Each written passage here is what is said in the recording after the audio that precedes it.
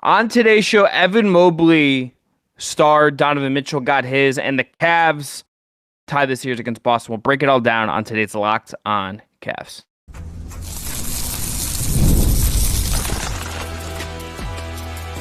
You are Locked On Cavs, your daily Cleveland Cavaliers podcast. Part of the Locked On Podcast Network, your team every day. This episode is brought to you by Prize Picks, the easiest and most exciting way to play daily fantasy sports. Go to prizepicks.com/LockedOnNBA and use code all lowercase LockedOnNBA for a first deposit match up to $100. I'm Chris Manning. That is Evan Dammarrell. Cleveland is now tied with Boston, 1-1, a 118-94 Cavs win. And Evan, we got to start with Evan Mobley, 21, 10, 5 assists, 2 blocks, a steal, 9 of 15 from the floor, 1 of 2 from 3, and to me, the most impactful Cleveland Cavalier in this Cavs win. Oh, absolutely. I think in the first half, his tone was certainly felt. And I think, especially with no one really getting shots to go in the opening frame, the Cavs were down, I believe, 15-4 to kind of open this one. Like, you're thinking, oh, golly, this is this either is the death roll or the Cavs going to climb back into this one, or we're going to see rinse and repeat of game one. But no, you saw a little bit of extra juice from Evan Mobley. He played a little bit of an extra edge. I think he was able to play with how Boston was going to defend him, made a concerted effort to attack on the inside. And then when maybe the Magic, or excuse me, not the Magic, the Celtics were expecting him to kind of attack the basket again when he's bringing the ball up, whether it was a give and roll or a pick and roll or something like that. Instead, Mobley killed them on the perimeter. This was, if you are the Cavs and you are looking for a tentpole moment on where Evan Mobley's actual development is, this is a pretty good litmus or just representation of that, because it's on the highest stage. He stepped up when the Cavs needed him to, especially with Jared Allen now missing 5 games in a row. And so this is just really, really encouraging for his development. And also just, God, he was the MVP in the first half for sure, but he had some big plays down the stretch too that really helped the Cavs lock this one up and let it get out of hand in the third quarter that allowed Cleveland to coast and get this Cleveland tied up one apiece. He was as good as I think I can remember him being in a game. I think him at center. I think I could go as far to say this was his best game ever as a professional. You have to make that case in part because it's the biggest stage and the biggest game he's ever played in. This is a game on the road against arguably the best team in the league without a guy who's been, I'm going to just be kind of blunt about it, his training wheels, his support as a big man in the NBA for the first 3 years of his career. And there's times where he gets beat on a drive or he takes, maybe missed a block box out here or there. But I thought he responded to the physicality, to the energy necessary, to after maybe a slightly timid start, he started just going up and not kicking the ball out. I mean, the last play, Evan, I can think that Evan Mobley did that I was kind of like, are you sure that why did you do that? Aside from maybe some fouls, was in the first quarter, he passed out to Isaac Okoro when he should have just gone up and went for the dunk, went for the layup, maybe get a foul. Instead, he kicks it out. From there, it was getting to the rim, it was dunking, it was going at Al Horford, whether it was in the middle of the floor on a turnaround, whether it was going up at the rim. He was everywhere, and he looked comfortable. Like, he looked entirely at ease in the middle of the floor with 4 guards and wings around him. Obviously, a pretty small Cavs lineup with Max Strus and Okoro as the nominal forwards, neither of them bigger than 6'5". And he looked comfortable in that environment in this series. I mean, people shouldn't have, but this is why, even if he had kind of a weird year, this is proof of why Evan Mobley wasn't worth writing off or getting too low on. This guy is capable of performance like this, and they don't win the game or even come close, I think, unless he does what he does. In the words of Geno Smith, they may have written him off, but Evan Mobley didn't write back, though. In this game, I think in just the first half, especially, the foul trouble, JB Bickerstaff, we'll talk about him in the third segment, kind of giving some flowers and credit to him and just how he coached in the second and the adjustments he made in the second half. But there was a catalyst where Mobley picks up that third foul. You probably or challenge that, maybe won it, but then the fourth foul he picks up on the immediate possession, I think kind of tapers Mobley's overall impact. But this is also where the game got out of hand too. But in the first half, it cannot be understated. The Cavs could not get consistency. They could not get a bucket. A lot of it was just lifeless basketball out there that kind of came out flat. But then they started running everything through Mobley. He had 15 points, 7 rebounds, 5 assists. Like, that is and he was 1 of 2 from 3. Like, that is the ideal outing if you want from Evan Mobley, where he's doing a little bit of everything. His hand is on everything on either end of the floor. And then it also just benefits as well. I think we're like Donovan Mitchell, and I want to give credit to him, was cognizant of the fact that I think Evan Mobley had something going, and Mitchell finished the first half 2 of 6, but he had 5 big assists, and he was a big part in getting Mobley going scoring wise. And I think Mitchell being cognizant and aware, and I think Darius Garland and everyone else on the floor as well is like, okay, let's just feed the ball through Evan, get him rolling too. I think Karis LeVert had a very good first half as well, but this is just, this is like a feather in the cap moment for Evan Mobley's development. This is his best game as a professional, as you said. This is in the biggest moment, the biggest stage, and the Cavs are down the barrel, possibly going down to 0-2, excuse me, and Mobley stepped up to the occasion. And it makes you wonder like what his final counting stats would have been if he didn't have to deal with the foul trouble, but absolutely dynamic in the first half and really set the tone for the Cavs, and then allowed guys like Mitchell and Garland just to carry them down the rest of the way. This makes me really wonder, Evan, like about Mobley. This isn't like fair to totally go there. It's the center question. Yeah, like it just makes me want to see more of Mobley at the 5, and like it's been something where like obviously I think to start, the rebounding numbers have never been good. He still has room to grow, obviously. I think if you obviously threw him into this for like a full season, he would take some real lumps. But how comfortable he looked, it does make me wonder, like, is that his natural position? I think even just in this game, and yes, some of this is personnel based with Boston. Boston would look different this could look different if Porzingis was healthy for them and whatever. But he just looks so comfortable manning the floor in that way, and he's still able to do all the stuff that makes him special when he's at the 5 like this. He is still switching, he is still covering up guys, he is still contesting everywhere. Like, it is still Evan Mobley, but it almost like centers him in the action in a more direct way, and he's just up for it. Like, it makes me just wonder like how far he could go if you just threw him in this. And even for this series, I considering this look really worked. And we don't know if and when Jarrett Allen's going to come back. How that would get managed going forward if Mobley can be this at center for you. You're obviously you're probably going to start Allen when he comes back, just because that's what you do. But how do you manage getting Mobley as much time as possible and spacing this out as much as possible, because how much easier everything feels and looks is, I think, a real question for GB as they go forward. Evan Mobley was so good in this game that it would make me consider how I'm going to approach this if and when Jarrett Allen does come back. So, unlike Robert F. Kennedy Jr., this is now a second brainworm that's going to plant itself in my mind.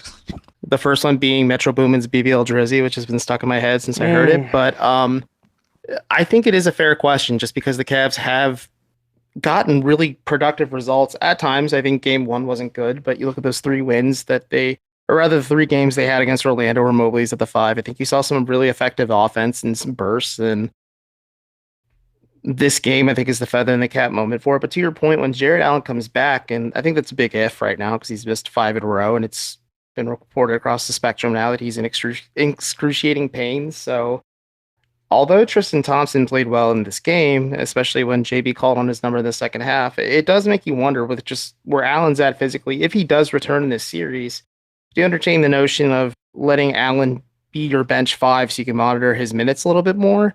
And then allow Mobley just to kind of keep rolling, especially if this momentum's sustainable, heading from game 2 back to game 3 and game 4 and, at least game 5 now at this point in the series. But, if Mobley's got something cooking and Allen comes back in the fold, yeah, you want to welcome Allen back into it. Maybe you could have the luxury of using him in by just being like a bench big man for this playoff run. All right, we're going to turn to Mitchell and Garland and Karis LeVert up next here on Lockdown Cavs. Today's episode is brought to you by our friends over at Prize Picks. Prize Picks is America's #1 fantasy sports app with more than 3 million members. It is the easiest and most exciting way to get in on the action while you watch your favorite sports and players. You just pick more or less on 2 or more player stats and watch the winnings roll in. Quick withdrawals, easy gameplay, and an enormous selection of players and stat types are what make Prize Picks the #1 fantasy sports app. PrizePicks also offers weekly promotions and special offers for the biggest moments in sports. And PrizePicks now offers Apple Pay for quick and easy deposits into your account this basketball season. Download the app today and use code LOCKEDONNBA for a first deposit match up to $100. Again, you download the app today, use our code LOCKEDONNBA, and you get a first deposit match up to $100. It's a pretty great offer. So, pick more, pick less. It's that easy. Check out PrizePicks today. Promo code LOCKEDONNBA for that $100, up to $100 offer deposit match. And today's episode is also brought to you by eBay Motors. Passion, drive, and patience. The formula for winning championships is also what keeps your ride or die alive. eBay Motors has everything you need to maintain your vehicle and level it up to peak performance. Superchargers, roof racks, exhaust kits, LED headlights, and more. Whether you're into speed, power, or style, eBay Motors has you covered. I just bought an umbrella holder on eBay Motors. Came really quick. With over 122 million parts for your number one ride or die, you always find exactly what you're looking for. And with eBay Guaranteed Fit, your part is guaranteed to fit your ride every time or your money back. Because with eBay Motors, you're burning rubber, not cash. With all the parts you need at the prices you want, it's easy to make your car the MVP and bring home huge wins. Keep your ride or die alive at ebaymotors.com. Eligible items only. Exclusions apply. eBay Guaranteed Fit is only available to U.S. customers. Let's start with Donovan Mitchell, Evan, and I'm going to give you a take. Evan Mobley and the way the Cavs played offense, I think centered around Evan Mobley being in the middle of the floor, rolling, and all the cutting they did. I think that allowed Mitchell to not have to burn himself out early. I don't think he's at 100%. I think we know that knee is going to be an issue until this season comes to an end and he gets time to actually recoup. Shot in the fourth quarter with his knee too, so it wasn't a little bit of a hold your breath moment, but he's able to play through it like he has all postseason. But yeah, he's again cannot be understated how incredible it is that Donovan Mitchell's cooking like this with a knee that could be like the consistency of Jello at some points on the floor. He in this game turned it on when they needed them to. Very quiet opening part to the game. I was thinking in my head, okay, like are they going to be able to win this kind of game where Mitchell's not passive, but reserved, I think is a way to put it. And it was about Mobley. Mobley was obviously great. That was a big deal. But I was wondering, okay, is this going to sustain? Is this going to be something where like Donovan Mitchell can play like this and not go aggressively and not go at times and it'd be enough? And it turns out maybe there's a balance you can find there. Even if he's still at the center of everything and he took 7 threes and made them and got to the line 6 times and he had 29, quarter by quarter, it was different. It was up and down. He had 2 points in the first quarter, took 3 shots and made one of them. Second quarter, 4 points, 1 of 3 from the field again with the free throws there. Third quarter, he has 16 on 5 of 9 from the field and 4 or 5 from 3, got to the line 4 times, left 2 points on the board with free throws. And then in the fourth, he has 7. Strus has 8 in that quarter, and LeVert had 7 as well. He was able to kind of, I think, Evan, figure out where they needed him to go for his stuff, and it was the third quarter more than anything else. And if you can get like a selectively intense Mitchell, if the other stuff works, the Cavs just function better. Like it will allow him to function better, I think. Yeah, and I think part of it too is. And the Cavs had made this comment post game after game 1, at least JB Bickerstaff did, and Mitchell did as well. It was more so predicated on defense and how Boston was shooting it in game 1. But the Cavs are treating like how Boston's playing them on each game or in certain possessions and scenarios. And like it is a actual 7-game series. Like they can afford to feel it out and kind of figure out like what the issues and mismatches can be. And I think in this case, like Mitchell was feeling out how Boston was defending him, maybe getting a feel for his knee as well. But as I had mentioned, like he didn't press. You had touched on it too. Like he didn't press in the first half after his shot didn't start falling. Of course, was trying to maybe get rolling. And if you are the team's best player and their bona fide best scorer, that's completely understandable that you're going to have 6 possessions like that where Mitchell's shooting the basketball, whether it is or isn't off of an assist. But Mitchell was still impactful with his playmaking. I think that is just always dynamic. And I think it's, again, something I've kind of underappreciated and just have noticed more and more as his time in Cleveland has gone on. But Yeah, like after the Celtics adjusted a little bit, they started focusing more on packing the paint in the interior to kind of prevent some of those downhill looks, whether it was obviously from Mobley or anyone else. Mitchell responded in kind very well, and also just I think really hit some exclamation point 3-pointers in this game, especially in that third quarter. Like they weren't, I don't want to call it LeBron equivalent, but they were LeBron-esque where I mean, they're called the lay FU threes that he used to shoot with Cleveland, or like he thinks a team thinks they're back in it, and LeBron just pulls up from and does an absolute heat check that breaks the spirit of an opposing team.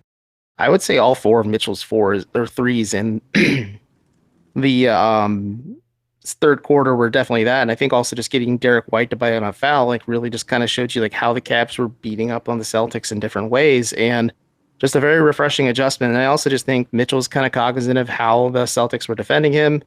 And just he played the entire third quarter and I think just never took his foot off the gas in that stretch. I think in the second half he played 19 minutes or so. So I played everything up until garbage time, basically, I think. Yeah. So in the second half, like played everything up, like you said, until garbage time. But in those minutes, we're just winning high impact minutes, and Mitchell just like was unrelenting. I think the Cavs maybe smelled a little bit of blood in the waters because they were going blow for blow with the Celtics after putting themselves in a pretty big hole early, and they went for the throat in the third quarter. And I think that's just like the smart thing to do, especially if you're the road team. Like any momentum you can build quickly and sustain, you definitely have to hold on to. And a team like the Cavs that can front run really easily, like if they find the ball going in and it's Mitchell leading the charge and dragging everyone else, it becomes pretty easy to trickle down to everyone else too. Like Mitchell has 23 in the third quarter, then Strus has 8, Garland has 9, Okoro has 6, LeVert has 9. Like there's impact from others, but like obviously Mitchell's just the guy who spearheads the entire thing. Those are the second half numbers, excuse me. Karis LeVert deserves a shot here as well. 21 points, outscored the Celtics bench by himself. The best game I think Evan's had in the entire playoffs. Yeah, and I think, saying outscoring the entire bench by himself is a stark contrast to how he looked against Orlando, where Cavs are getting nada their bench. Maybe LeVert gets 2 points on 1 of 9 shooting, but it's very much a different shift. And I think the fact that, again, the Cavs were cognizant of how the Celtics beat them last game, and Peyton Pritchard was a part of it. They choked up on Pritchard quite a bit, and I think that really stymied the flow of Boston's bench units, and then LeVert just, kind of took advantage of it and found his groove, and you hope that sustains. I think that's the other big thing too, is like if you get LeVert rolling like that, it's even harder to defend the Cavs just because multiple guys who can handle the rock and hurt you in 3 different levels is obviously just more conducive to healthy basketball than not. Last person we'll talk about here, Darius Garland. You look at his final numbers, it's 14-4. Had some tough moments at times. I think, didn't do well on twos. He was, 1 of 3 on twos in this game, but had 7 boards, was hitting the glass in an aggressive way, which I felt was intentional, and he was 4 or 5 from 3. You can live with this Darius Garland game. Didn't turn the ball over much, only 2 turnovers for him, made his threes, had a couple moments where he didn't look totally rattled. He looked, you would like maybe a little bit more, particularly if LeVert comes back to earth in some way in the next game, but you can live with this Garland game, I think. I think you can definitely live with this Garland game. And like you said, he didn't seem rattled, and kind of like Mitchell, he got the game going in the third quarter. I think those 2 big threes that opened the third quarter set the tone of like, okay, the Cavs are here to play. They do smell blood in the water, and I think they're looking to put the Celtics away sooner rather than later. And of course, Mitchell is going to steal the headlines with going 4 or 5, but Garland going 3 of 3 from the perimeter, not hesitating out there, still moving the rock with his 2 assists in this game, and like in the third quarter at least. But like overall, like you'll definitely take 14, 7, and 4, which is a weird stat. He had such high rebounding numbers, but like you'll take that from Darius Garland, and him shooting out efficient numbers, albeit on single-digit shooting numbers, is really good. As like you said, if Karis LeVert comes back down to earth, you need Darius Garland kind of feeling himself when he hasn't felt himself all season. We're going to come up next, look at adjustments, maybe look a little bit ahead to Game 3, which is Saturday in Cleveland.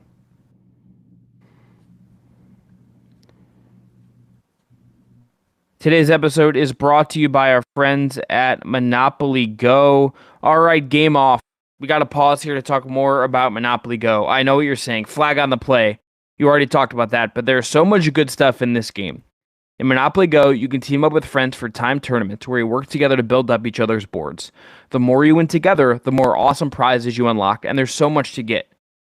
Unique stickers you can trade with friends, you can complete albums for big prizes, cool new playing pieces to travel the boards with, hilarious emojis for taunting friends when you smash their buildings or heist their vaults. Plus, Monopoly Go feels new and exciting every day with constantly changing tournaments and challenges. A ton include their own unique mini games like digging for treasure or robot Pachinko machine, and there's always new timed events that help you win big, like massive multipliers for everything you win or rent frenzies. There's always something fun to discover in Monopoly Go, so get off the bench and go download it now free on the Google Play or the App Store. Game on.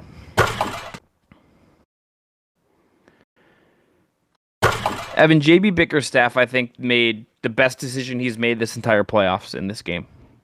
First half, rolled with George Niang. They tried to go no center. They tried to go small. That was the most successful Boston was this entire game. It's a bold, if nothing else.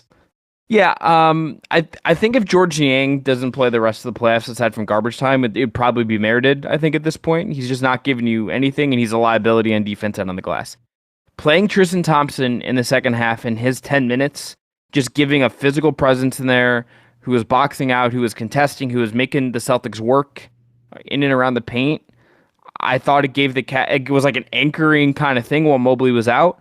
They don't have, like, you're not going to go to Damian Jones unless it's garbage time. It's really Thompson's your option, but I think not going small and going to Thompson was a big deal, and I think it was part of, I think, what worked in the third quarter when Mobley had to go out with foul trouble, and they just needed a different look, and they couldn't go small again because it just definitely did not work in the first half.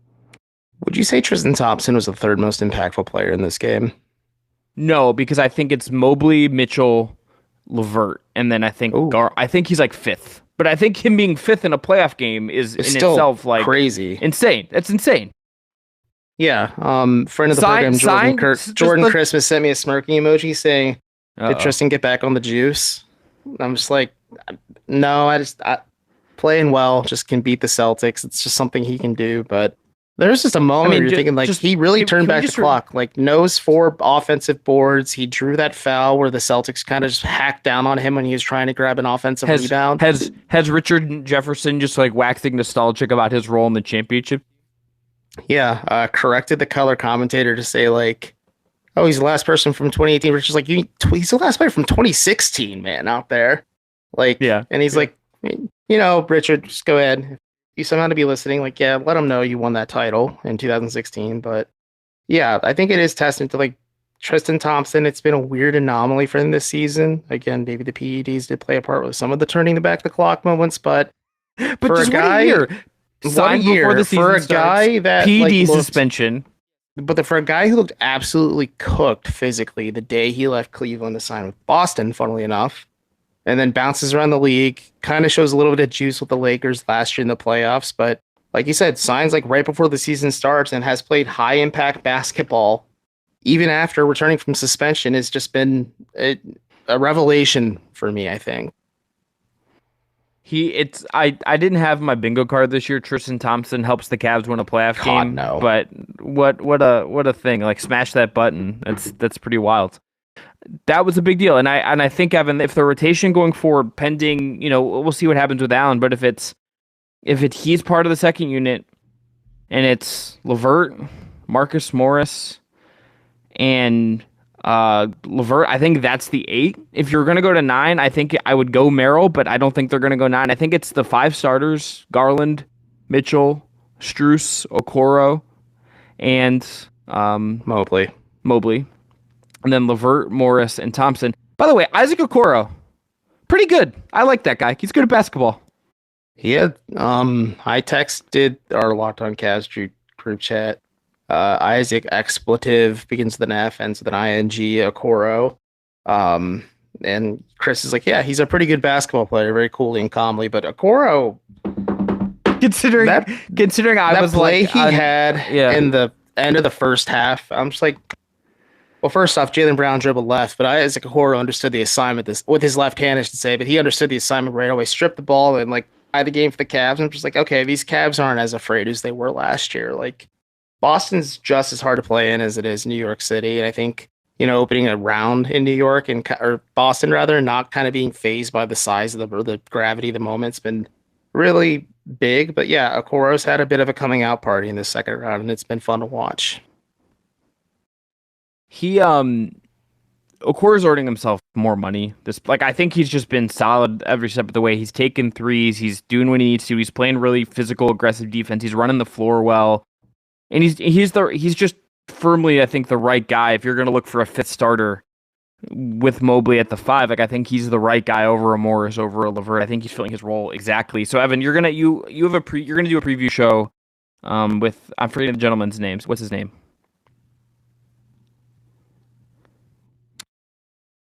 I have to pull up his last name pronunciation so I don't butcher it again, because it's not what I thought it was going to be. I'll just say it's Cameron from Celtics Wire, the USA Today affiliate covering the Boston Celtics. He also runs the Celtics Lab podcast as well, where I'm actually going to be joining he and his co-host Justin Quinn in a bit here, just to talk about the after effects of Game 2 and also their thoughts on adjustments for Game 3 and 4. But Cameron and I, Tabata Bai, excuse me if I got it wrong, but it's just me reading it phonetically in time. We'll be breaking down, just looking at Game 3 and 4 in Cleveland, his thoughts just on, from a Boston side of things, just because he on a beat perspective. And yeah, I think we can get some pretty good insight just because he has a pretty good finger on the pulse of the Celtics compared to us. And I think, that'd be beneficial. So, yeah. So here's, but this, I was trying to lead into this. You're going to have that game preview. If you're simply, we can do this succinctly. Give me something you're optimistic for. That worked in Game 2, that works again in Game 3, that worked in Game 2, and give me something you're unsure that worked in Game 2 that will work again in Game 3. I can go first good. If you need a second. But real quick on your point about Tristan, I think you all right, hit me. Ride that horse until maybe he doesn't have any gas in the tank, or it's clear like maybe Boston is able to kind of account for him on the floor. If a guy gives you impact minutes, you keep playing him until he no longer gives you impact minutes. I think that's just kind of how some plug and play role players work at the playoffs. But what I'm looking forward to is something that's going to work. Something that worked in Game 2 that you think is not going to work in Game 3, and then something that didn't work in Game 2 that did work in Game 2 that you're not sure is going to work out in Game 3. I think Evan Mobley just being the offensive hub is something that can work, especially if the Cavs are able to kind of get executing and ride off that momentum of a home crowd. Like, if you have Evan Mobley at the center of it again, like, it's going to be very, very hard to defend the Cavs, especially when they have that boosted energy from the home crowd and everything. And just something I'm a little bit unsure of is just, Karis LeVert being sustainable from Game 2 to Game 3, just because he was really hot in Game 7 against Orlando. Everyone came out flat in Game 1 against Boston, but you need to find consistent bench production just because the Celtics do have legs off the bench. And if you're able to get that from LeVert like you did tonight, big win if you're the Cavs. What about you? All right, I would say I think I agree on the Mobley thing. I think that I just think this is a game you think would catapult him to being solid. Maybe he's not quite as at this level game to game, but I think will be really good. The thing that I'm looking at that I don't think will hold for Game 3 is Boston's 3-point shooting. I think the Cavs do deserve some credit for playing up on Derek White, on closing out shooters better in this game.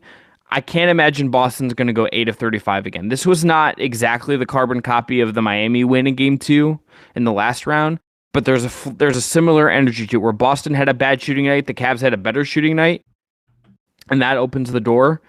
I don't know if that's happening exactly the same way the rest of the series, much less Game 3. It's just on the aggregate that doesn't really happen to Boston. Their star of the play leaves the door open for the Jays to go to a combined 2 of 11 from 3 and stuff. I just don't suspect that same exact thing is going to happen again. History of this particular Celtics team this year tells us it probably doesn't. The last round tells us that that's probably not going to happen. So how do the Cavs punch back against a better shooting Celtics night if some of these other adjustments do hold up, particularly Mobley's play holds up? That to me will be the story of Game 3. Absolutely agree. I think Boston will probably regress back to the mean a little bit shooting wise. I think Derek White shooting so poorly or Jaylen Brown not hitting a single 3 will not repeat itself frequently. It could happen again, of course, but yeah, if you're Cleveland, you did defend the 3 very well, but you can't rest on your laurels. You need to continue upping the intensity if you want to keep having a puncher's chance in this series, because like you said, this is the way the Celtics play, and if you stymie off that flow for them offensively, it becomes a lot easier to kind of handle them. Let's end there. I'm Chris Manning. That is Evan Dammarrell. Thanks again to Jake Stevens, as always, for his work. Evan will be back with that Game 3 preview. I think I said Game 5 before. It's late. My brain's fried. We'll talk to you then. We'll have our Game 3 recap up sometime on Sunday on Mother's Day. So if you can do that if you're not doing any family stuff. But until next time. Listen to it with your moms. The best gift is listen to two nerdy white guys talk about the Cleveland Cavaliers after Game 3. If your mom really loves the Cavs, then maybe. But acquiesce to your mom. I'm taking my mom to get her first ever tattoo, and she's 66. Heck yeah, love that. My mom's celebrating her anniversary, so we're taking her brunch after they get back. I'm off duty this weekend. Except I have a mother-in-law, so never mind. Bye. Yeah, you're never off duty anymore. I'll talk to you all again next time.